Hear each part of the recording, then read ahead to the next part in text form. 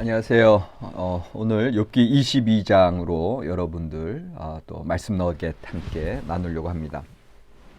오늘 제목은 하나님께 유익한 사람이라는 제목이고요. 요절은 22장 2절입니다.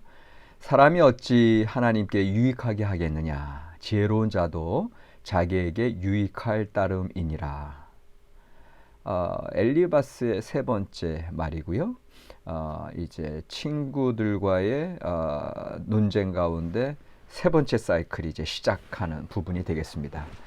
그러니까는 지난주까지 21장에서 욥이 이제 기존의 어떤 인과응보와는 반대되는 오히려 악인이 번영하는 그런 현실에 대해서 있는 그대로 현실 그대로 이야기할 때 엘리바스가 이제는 지금까지는 점잖았던 분이었는데 어찌 사람이 하나님께 유익하게 했느냐? 지혜로운 자도 자기에게만 유익하다. 결국은 아무리 의롭다고 한들 3절에 전능자에게 무슨 기쁨이 있겠느냐? 내 행위가 온전한들 그에게 무슨 이익이 되겠느냐 하면서 우리는 아무 쓰잘데기 없는 그냥 전통적인 우리는 죄인이다. 그리고 이제 그 11절부터 보면은 하나님과 인간 사이에 그 거스릴 수 없는 그러한 큰 간극, 하나님의 크심 앞에 우리는 아무것도 아니다. 이렇게 이제 엘리바스가 이야기하거든요. 그러니까 이게 분명히 맞는 말씀이고 기존의 지혜 전승의 여호와를 경외하는 자들의 본래의 모습이고 또 신앙인으로서의 바른 자세고 오늘날에도 해당되는 말씀이죠. 그런데 한 가지 친구들이 지금 오해하고 있는 점은 뭐냐면 지금 욥기에서는 기존의 전통적인 인과응보의 교리뿐만 아니라 기존의 하나님과 인간 사이에 그 넘어설 수 없는 그런 큰 격차가 있다고 하는 이야기까지도 지금 반인과응보, 그 다음에 또 인간의 하나님과의 접근성, 하나님께 계속 지금 신인법정 소송이라고 하는 것을 통해서 욥은 하나님께 나아가려고 하는 거거든요. 그런데 이제 오늘 제가 이제 요 2절 말씀, 사람이 어찌 하나님께 유익하게 하겠느냐. 그러니까는 기존의 어떤 죄된 인간, 그 기독교적 인간론에서는 우리가 하나님께 유익하게 할 게 하나도 없죠. 그리고 지금 엘리바스의 말이 맞죠.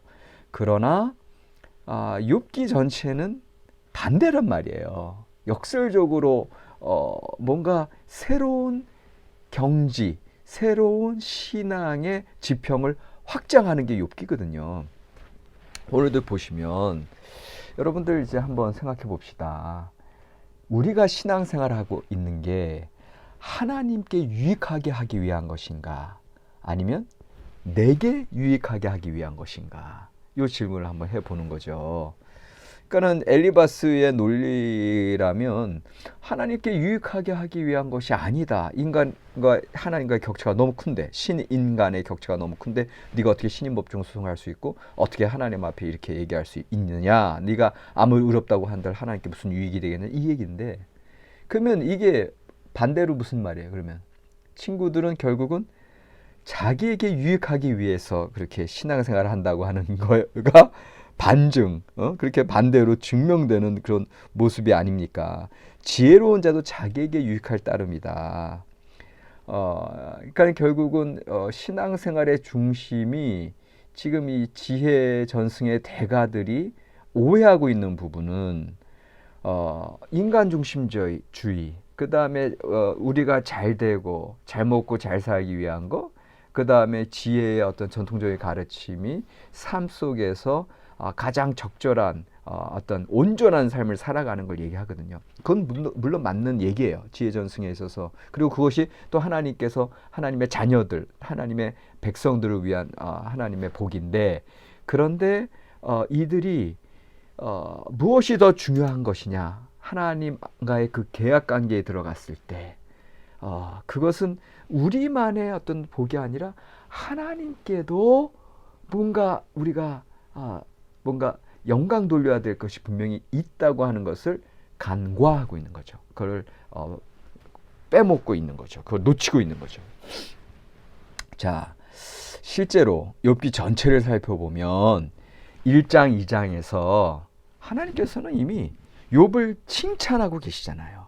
하나님께서 욥을 프라우드하게, 자랑스럽게 그 천상회의에서 이야기하시면서 이 세상의 감찰관 노릇하는 하사탄에게 네가 내 종 욥을 주의하여 보았느냐, 그같이 온전하고 정직하여 하나님을 경외하며 악에서 떠난 자는 세상에 없느니라, 이렇게까지 말씀하시는 걸 보면 하나님께서는 욥을 분명히 하나님 앞에 유익하게 하는 이로운 자로 이렇게 받아들이고 있는 거 아닙니까? 여러분들, 과연 욥은 어떠한 모습으로 인해서 하나님 앞에 유익한 자로 설 수 있었나? 이 욥기는 우리에게 그 하나님을 유익하게 하는 사람의 비밀을 알려줍니다. 바로 늘 하나님을 바라는 사람을 하나님께서는 당신에게 이로운 자, 당신을 유익하게 하는 자로 그렇게 받아주시고 있는데요. 자, 여러분들 이제까지 쭉 한번 우리 오늘 22장까지 왔는데 쭉 살펴본 바에 의하면 지금 욥과 세 친구들 가운데 누가 하나님을 유익하게 했습니까? 누가 하나님을 줄곧 바라고 간절히 사모했습니까? 세 친구들 아니거든요. 욥이거든요. 왜요?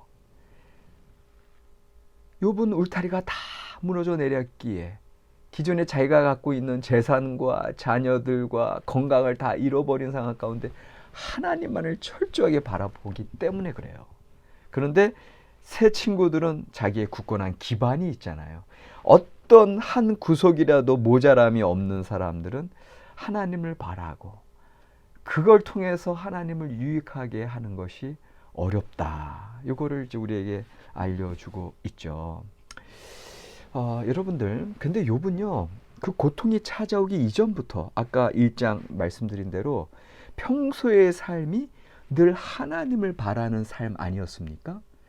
그 자녀들이 잔치를 벌이고 난 다음 날이면 꼭 자녀들 이름을 부르고 그 명수대로 혹시라도 그들이 알고도 지은 죄 모르고도 지은 죄에 대해서 하나님께 번제를 드리지 않습니까? 이 소리는 뭐예요? 욥은 항상 하나님 앞에서의 삶을 그가 살아가고 있었다. 하나님을 바라는 삶을 살고 있었다. 물론 1장의 욥의 모습에서 너무 간습적인 신앙의 모습이고 너무 자식들 입장에서는 그런 부모 밑에서 정말 숨 쉴 새 없는 어떤 그런 너무나 어떻게 보면은 형식적인 그런 신앙 아니겠느냐, 그렇게 우리가 비판할 수도 있지만 분명한 것은 욥은 계속해서 하나님을 바라는 모습을 1장부터 보여줬고 고통 후에 이 세 친구들과의 대화 가운데서도 그 신임 법정을 소송을 통해서 그 까톡을 통해서 친구들이 보기에는 하나님의 신성모독 같이 보이는 그 형식을 가지고서라도 하나님을 바라고 하나님께 직접 교통하기 원했던 욥의 모습을 우리가 발견하는 거거든요. 심지어는 욥기 이제 나중에 28장 같은 그 지혜시, 지혜 길이 어디 있느냐, 이거조차도 욥은 하나님을 바라는 그의 간절한 그런 소망이 그 지혜에 대한 묵상, 지혜시로도 나타나 있는 거 아닙니까? 여러분들, 욥의 결론부 보실까요? 욥의 결론부, 결국은 어떻게 되는 거예요? 내가 주께 대하여 귀로 듣기만 하였사오나 이제는 눈으로 주를 배웠나이다. 42장 5절. 그러니까는 그 하나님을 바라던 욥이 드디어 귀로만 들었던 하나님을 직접 눈으로 배웠나이다. 그 폭풍의 신원서를 통해서 그 놀라운 단계로 하나님을 바라고 이제는 하나님과 눈과 눈을 대면하여 맞대고 이야기하는 그런 놀라운 신앙의 상태로 고양되는 걸 볼 수가 있습니다. 이것이 하나님께 유익한 사람이에요. 왜 그렇게 하나님을 바라고 하나님과 온전히 소통하는 자가 하나님께 유익한 사람인가? 여러분들 그 사실을 아십니까? 하나님께서 이스라엘 백성들 아브라함 조상 때부터 택하시고 또 애굽의 노예 사례로부터 해방하신 이유가 뭡니까? 레위기 11장 45절에서 말씀하시잖아요. 나는 너희의 하나님이 되려고 너희를 애굽 땅에서 인도하여 낸 여호와라. 내가 거룩하니 너희도 거룩할지니라. 나는 너희의 하나님이 되려고. 하나님이 이 세상을 창조하시고 하나님이 조상들에게 약속을 주시고 하나님이 히브리 백성들을 애굽에서 탈출시키신 이유는 바로 그들의 하나님이 되려고. 하나님께서 예수 그리스도를 통해서 우리를 구원하신 이유는 우리의 하나님이 되시려고. 이게 무슨 소리예요? 구약 성경에 그 성막이 있잖아요. 성막에 이제 뜰이 있고 성막뜰, 그다음에 성소가 있고 지성소가 있잖아요. 그 성소에 지성소에는 이제 법궤가 있고 하나님의 발등상이 있고 그 성소에 7등대와 분향단과 그다음에 진설병상이 있잖아요. 여러분들 진설병이 뭘 의미하는지 아십니까? 진설병이 얼굴떡이에요. 진설병이 우리나라 말로는 진설병이지만 히브리어는 레켐파님. 레켐은 떡이잖아요. 베들레켐, 레켐의 집, 떡집. 그게 베들레헴인데 레켐파님. 파님이 뭐냐면 얼굴이에요. 얼굴떡이에요. 얼굴떡. 진설병상에 뭐가 놓여요? 이스라엘의 12지파를 상징하는 6개의 떡이 올려져요. 다 그게 얼굴떡이에요. 하나님께서는 당신의 성소에서 당신의 자녀들을, 그들의 얼굴을 보기를 원하세요. 그렇기 때문에 하나님은 하나님께 유익하게 되기를 원하십니까? 여러분들이 뭐 열심히 하고 뭐 봉사하고 다 좋고 다 사랑 베풀고 나누는 거 좋아요. 그러나 하나님께서 우리에게 원하시는 건 우리의 얼굴을 하나님께 향하는 거. 늘 하나님 바라보고 저는 하나님 없이는 못 살아요. 그런 고백을 하나님께서 원하시는 거예요. 결국은 욥기는 처음부터 끝까지 계속 하나님만을 바라는 욥의 모습을 이야기해주고 있고요. 그 하나님의 모습을 바라고 찾다가 드디어는 귀로만 듣다가 눈으로 뵙는 하나님을 고백하는 게 욥기입니다. 여러분들 오늘의 신학 이야기는 바로 하나님께서 원하시는 바는 우리의 하나님이 되길 원하시고 우리와 긴밀한 관계 가운데 늘 우리의 얼굴을 맞대고 하나님 앞에 우리가 나아가는 하나님의 자녀들의 모습을 보기를 원하시는 거예요. 시편 42편 1절 하나님이여 사슴이 시냇물을 찾기에 갈급한 같이 내 영혼이 주를 찾기에 갈급하니이다. 하나님을 바라는 자, 믿음의 사람, 그들이 하나님을 유익하게 하는 자들이고 이롭게 하는 자들입니다. 곧 추석이 다가옵니다. 어르신들 늘 한가위 같아라 말씀하시는 건 단지 곡식의 과일의 풍성함을 얘기할 뿐만 아니라 자녀들이 다 찾아오잖아요. 부모님들 어르신들이 원하는 건 딴 거 아니에요. 자녀들 아들 딸들 그 손주들이 당신 앞에 와서 이야기 나누는 거, 그 얼굴을 원하는 겁니다. 오늘 우리 욥기를 통해서 다시금 하나님 앞에 유익한 사람으로 저희들이 거듭나는 그러한 귀한 계절이 되기를 원합니다.